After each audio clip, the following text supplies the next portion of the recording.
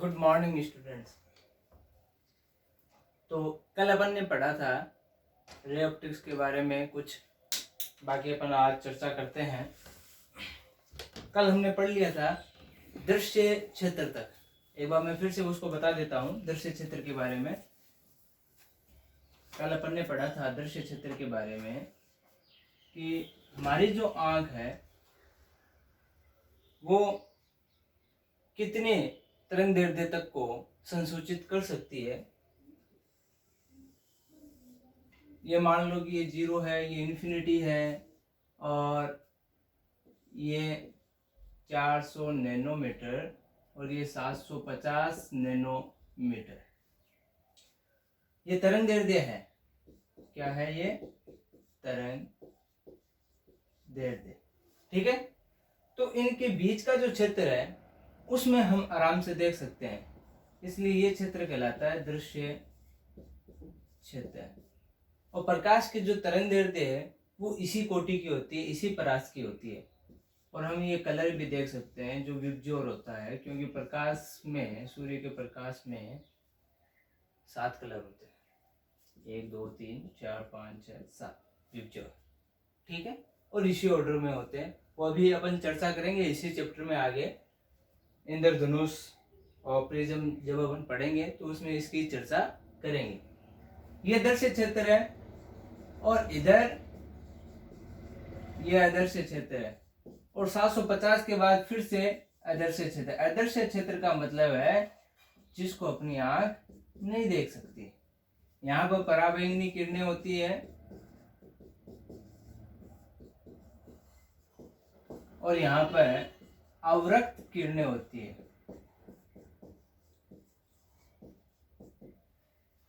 जैसे अपन बीमार हो जाते हैं, डॉक्टर एक्सरे के लिए बोलता है, तो जो एक्स किरणें हैं उनको अपन नहीं देख पाते, गामा किरणें हैं इनको नहीं देख पाते हैं। ठीक है। तो वो सारी अदृश्य क्षेत्र में आती है। दृश्य क्षेत्र में केवल इतना ही आता है जिसको अपन आराम से देख सकते हैं। तो जो प्रकाश की तरंग दैर्ध्य है वो इसी कोटि की होती है, इसके बीच की होती है। ठीक है। नेक्स्ट अपन देखते हैं परावर्तन। हम टॉपिक स्टार्ट करते हैं परावर्तन। परावर्तन आप सब जानते हैं परावर्तन क्या होता है। सबसे पहले बात तो यह है कि जब सूर्य का प्रकाश अपनी आंखों पे गिरता है तब हम वस्तुओं को देख सकते हैं। कैसे देख सकते हैं? कि सूर्य का प्रकाश उस वस्तु से टकराता है और टकराने के पश्चात वहां से जो किरण अपनी आंखों पे पहुंचती है तो हम उस वस्तु को देख सकते हैं, नहीं तो नहीं देख पाएंगे ना अपन। तो परावर्तन में क्या होता है? परावर्तन के लिए ये कोई एक सतह है,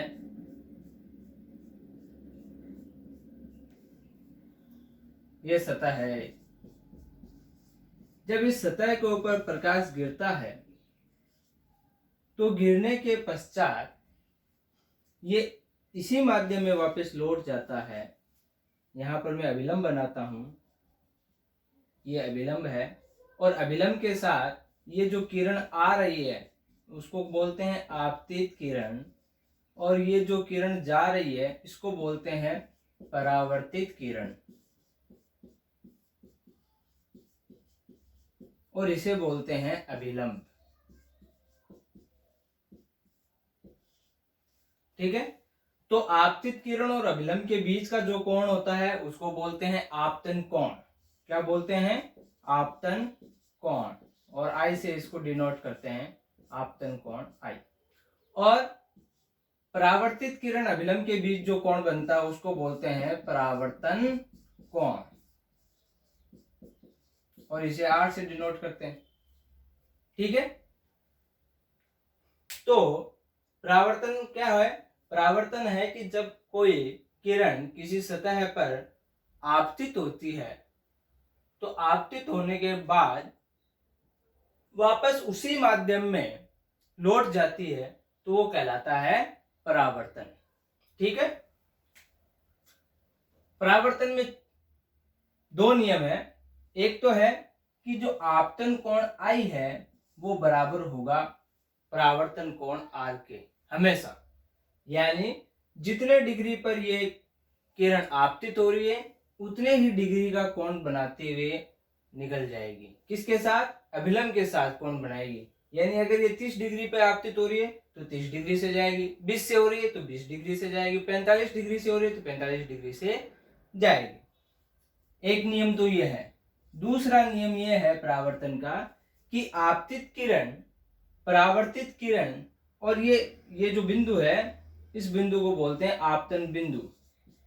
आपतन बिंदु, ये तीनों एक ही तल में होते हैं। यानी आपतन बिंदु, आपतित किरण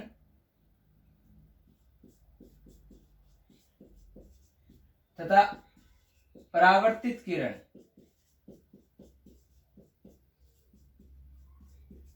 क्या होते हैं? एक ही तल में, एक ही तल में है। ठीक है। अब देखो,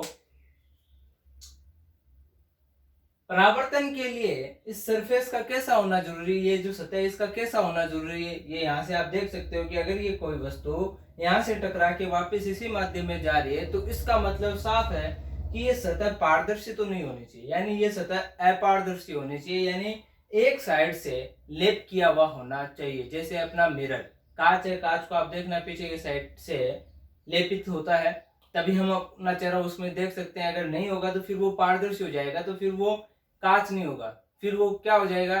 ग्लास, कांच बन जाएगा। जैसे चश्मा, चश्मे में अपन आर पार देख सकते हैं, तो फिर वो सतह है वो अपारदर्शी न रह के पारदर्शी हो जाएगी। तो परावर्तन के लिए इसका अपारदर्शी होना जरूरी है, तभी वो उसी माध्यम में आएगी। अगर ये पारदर्शी हो गया तब तो ये इस सतह को भेदती हुई दूसरे माध्यम में चली जाएगी, इस सतह को भेद कर। ठीक है। तो इस सतह के पार नहीं जानी चाहिए, इसलिए परावर्तन में इस सतह का अपारदर्शी होना जरूरी है। ठीक है। अब देखो, एक चीज और है, मैं आपको बता देता हूं कि जब कोई प्रकाश किरण किसी सतह पर गिरती है तो वहां पर 3 संभावनाएं संभव है।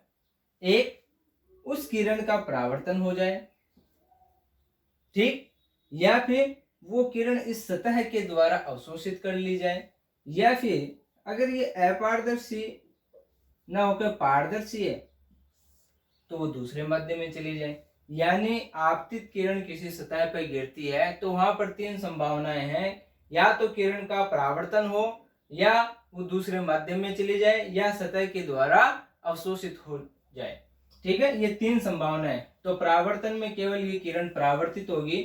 हाँ, कुछ पार्ट हो सकता है कि सतह के द्वारा अवशोषित हो जाए, लेकिन वो नगण्य के बराबर है, इसलिए अपन ये मानते हैं कि ये पूरी किरण का परावर्तन हो चुका है। ठीक है। चलो, अब देखो परावर्तन के अंदर देखो, अगर प्रकाश, ये अभिलंब है, ठीक है, और ये अपनी कोई सतह है, तो कोई प्रकाश किरण इस अभिलंबवत आपतित हो रही है, अभिलंब के साथ आपतित हो रही है, यानी ये ऐसे गिर रही है इस सतह के ऊपर, तो टकराने के पश्चात वापस अभिलंबवत ही चली जाएगी। क्यों चली जाएगी? क्योंकि अभिलंब के साथ आपतन कोण का मान I बराबर होना चाहिए, अभिलंब के साथ परावर्तित किरण का परावर्तन कोण R, ये दोनों क्या होने चाहिए? बराबर होने चाहिए। तो दोनों बराबर होंगे तो अभिलंबवत जब कोई किरण आपतित होती है तो वो अभिलंबवत ही परावर्तित हो जाती है। इस बात का ध्यान रखना।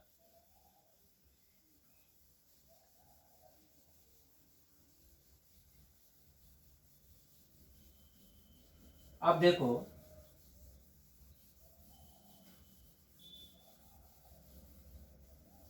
परावर्तन में देखो 2 प्रकार होते हैं परावर्तन के, एक नियमित और एक विसरित। एक तो होता है नियमित और एक होता है विसरित। ठीक है। नियमित में ये जो सरफेस होती है, ये सरफेस कैसी होती है? बिल्कुल से स्मूथ, चिकनी सतह। ठीक है। तो प्रकाश किरण आई और किसी निश्चित दिशा में चली गई, फिर कोई किरण आई, फिर निश्चित दिशा में चली गई, फिर कोई किरण आई, फिर निश्चित दिशा में चली गई। तो इसमें क्या है कि प्रकाश किरण इस सरफेस से टकरा के एक निश्चित दिशा में ही जाएगी। ठीक है। अब अगर हम यहाँ पर अपनी आंख को रखते हैं, सपोज हम यहाँ पर अपनी आंख को रखते हैं, तो यहां से देखने पर ये जो सतह है, ये सतह हमें बहुत ही चिकनी दिखाई देती है, अपन इसको देख ही नहीं सकते। मतलब यहाँ से चमक अनुभव होती है, चकाचौंध भरी अनुभव होता है, हमें चमक का अनुभव होता है। जैसे अपना दर्पण है, अपन दर्पण को दोपहर में अपन बाहर रख दें, तो जब सूर्य का प्रकाश उस पर गिरेगा तो किसी एक साइड से देखने पर हमें आंखों पर चुभन सी अनुभव होती है, हम उसको देख नहीं सकते। हम ये बोलते हैं कि इस दर्पण को हटाओ यहाँ से, तो वो साइड है, यानी एक पर्टिकुलर दिशा में ही ऐसा होता है, बाकी दिशा से देखने पर नहीं होता, किसी एक पर्टिकुलर डायरेक्शन में ही ऐसा होगा। ठीक है। हालांकि हमें कांच पूर्ण रूप से दिखाई देगा, उसकी सतह हमें पूर्ण रूप से दिखाई देगी, लेकिन किसी एक दिशा से देखने पर सूर्य का प्रकाश हमें ऐसा लगता है कि वहीं से आ रहा है और हम उसको देख नहीं सकते कांच के अंदर। ठीक है। तो ये तो है नियमित परावर्तन। विसरित में क्या होता है कि ये जो सतह होती है वो स्मूथ ना होकर कुछ उबड़ खाबड़ होती है। ठीक है। तो जैसे प्रकाश गिरा, टकराने के पश्चात हो सकता है वो इधर चला जाए, टकराने के पश्चात हो सकता है इधर चला जाए, हो सकता है इधर चला जाए, कहीं पर भी जा सकता है वो। ठीक है। कहीं पर भी जा सकता है प्रकाश। ठीक है। तो इसमें हमको सतह बिल्कुल साफ दिखाई देगी, यहाँ पर भी दे रही थी, यहाँ पर भी लेकिन यहाँ पर हमें चमक का अनुभव नहीं होता है। तो यह कहलाता है विसरित परावर्तन और यह है नियमित परावर्तन। अब देखो परावर्तन में ये तो हुआ परावर्तन कितने प्रकार का होता है और परावर्तन के नियम कितने हैं। दो, एक आपतन कोण बराबर होता है परावर्तन कोण, और दूसरा होता है आपतित किरण, परावर्तित किरण और आपतन बिंदु, तीनों एक ही तल में होते हैं। अब आगे देखो कि अब हम प्रतिबिंब की बात करते हैं कि परावर्तन में प्रतिबिंब बनेगा, तो कैसे प्रतिबिंब बन रहा है। तो उस प्रतिबिंब को बनाने से पहले अपन ये देखते हैं कि प्रतिबिंब के लिए कितने प्रकार के दर्पण हम काम में ले सकते हैं। तो देखो दो प्रकार के दर्पण अपन काम में लेते हैं। दर्पण के दो प्रकार हैं, एक समतल और दूसरा गोलीय। एक तो क्या है समतल और दूसरा क्या है गोलीय। समतल दर्पण तो हम जानते हैं, जैसे जिसमें अपन अपना चेहरा देखते हैं, सुबह सुबह अपन बाल बनाते हैं अपने नहा धो के। ठीक है। तो वो तो है समतल दर्पण, जिसमें हम अपना चेहरा देखते हैं, हम खुद को निहारते हैं, वो तो है समतल दर्पण। और दूसरा है गोलीय दर्पण। गोलीय दर्पण में फिर दो आ जाते हैं, एक तो होता है अवतल और एक होता है उत्तल। दो प्रकार के दर्पण होते हैं। ठीक है। दर्पण का मतलब एक साइड कोटेड है। ठीक है। तो दर्पण से परावर्तन संभव है, और परावर्तन संभव है तो हम यहाँ पर देखेंगे कि कितने प्रकार के प्रतिबिंब बनते हैं, किस प्रकार बनते हैं, ये सारी चीजें अपन देखते हैं। तो सबसे पहले अपन देखते हैं समतल दर्पण। समतल दर्पण में क्या है कि हम अपना चेहरा जब दर्पण में देखते हैं तो दर्पण में हमारा प्रतिबिंब दिखाई देता है। हम खुद तो बाहर ही हैं दर्पण के, दर्पण में हमें क्या दिखाई दे रहा है, प्रतिबिंब। हमें आभास हो रहा है कि वहां पर कोई है। ठीक है। और हम अपने आप को सही तरीके से संवार सकते हैं। ठीक है। तो वो हमें प्रतिबिंब दिखाई देता है। तो समतल दर्पण में जो प्रतिबिंब बनता है, ये प्रतिबिंब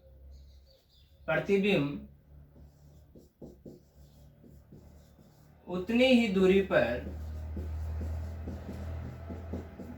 बनता है जितनी दूरी बिंब की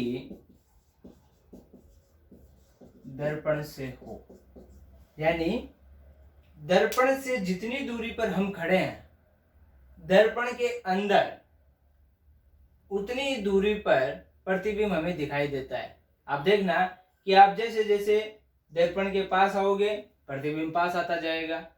ऐसा लगेगा कि दर्पण के अंदर जो प्रतिबिंब जो दिखाई दे रहा है वो पास आ रहा है। जैसे जैसे हम दूर जाएंगे उसके अंदर भी वो पीछे की ओर हटता जाएगा। यानी दर्पण से बिंब की जो दूरी होती है, दर्पण के अंदर प्रतिबिंब की दूरी उतनी ही होती है। ठीक है, एक तो ये। दूसरा ये कि समतल दर्पण में जो प्रतिबिंब बनता है वो प्रतिबिंब उल्टा बनता है। उल्टा का मतलब होता है कि दायां बायां दिखाई देता है और बायां दायां दिखाई देता है। यानी बिंब का दायां क्या बन जाता है, प्रतिबिंब का बायां, और बिंब का बायां प्रतिबिंब का क्या बन जाएगा, दायां। जैसे ये मान लो कोई दर्पण है और यहाँ पर कोई वस्तु P है, तो ये दर्पण में कैसी दिखाई देगी, ऐसी। उल्टा हो जाता है। उल्टा का मतलब ऐसा नहीं है कि ये ऐसे ऐसे बन जाएगा, ऐसे नहीं है, या फिर ऐसे बन जाए, ऐसा नहीं है।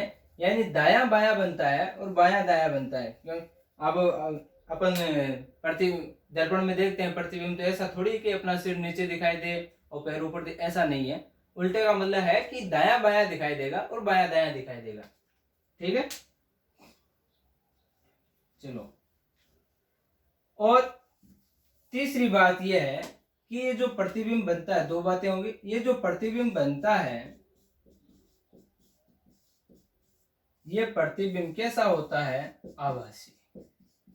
वास्तव में वहां पर कोई प्रतिबिंब थोड़ी है, हम उसको प्राप्त थोड़ी कर सकते हैं। वास्तव में तो केवल बिंब है, प्रतिबिंब नहीं है। प्रतिबिंब अगर वास्तविक होता तो हम उसको प्राप्त कर सकते थे, लेकिन हम अपना जो प्रतिबिंब, हम जो दर्पण में देखते हैं अपना प्रतिबिंब, उस प्रतिबिंब को हम किसी भी पर्दे पर प्राप्त नहीं कर सकते। ये जो प्रतिबिंब है ये केवल क्या है, आभासी है। आभासी तो है ही है और सीधा है। सीधा है ना, जैसे अपन देख खड़े हैं वैसा ही हमको दिखाई देता है। तो आभासी भी है और सीधा भी है। और ये वस्तु के लगभग बराबर ही होता है। क्या होता है, वस्तु के बराबर ही होता है। तो ये तीन चीजें हैं समतल दर्पण में प्रतिबिंब के अंदर, कि एक तो ये कि प्रतिबिंब है वो दर्पण के अंदर उतनी दूरी पर बनेगा जितनी दूरी पर दर्पण से बिंब की है। दूसरी, बिंब का जो दायां भाग है वो प्रतिबिंब में बायां दिखेगा, जो बायां भाग है वो प्रतिबिंब में दायां दिखेगा।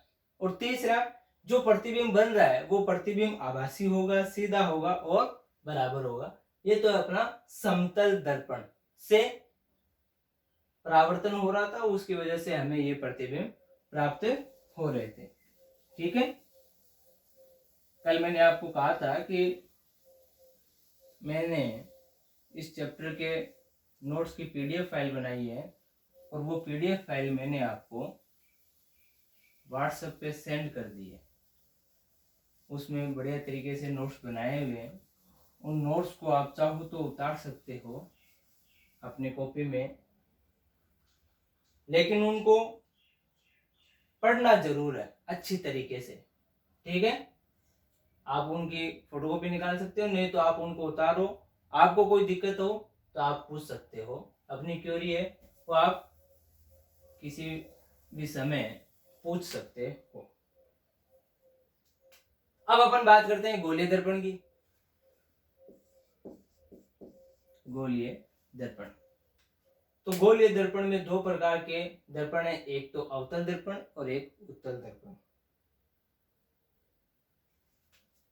गोलीय दर्पण गोलीय क्यों है,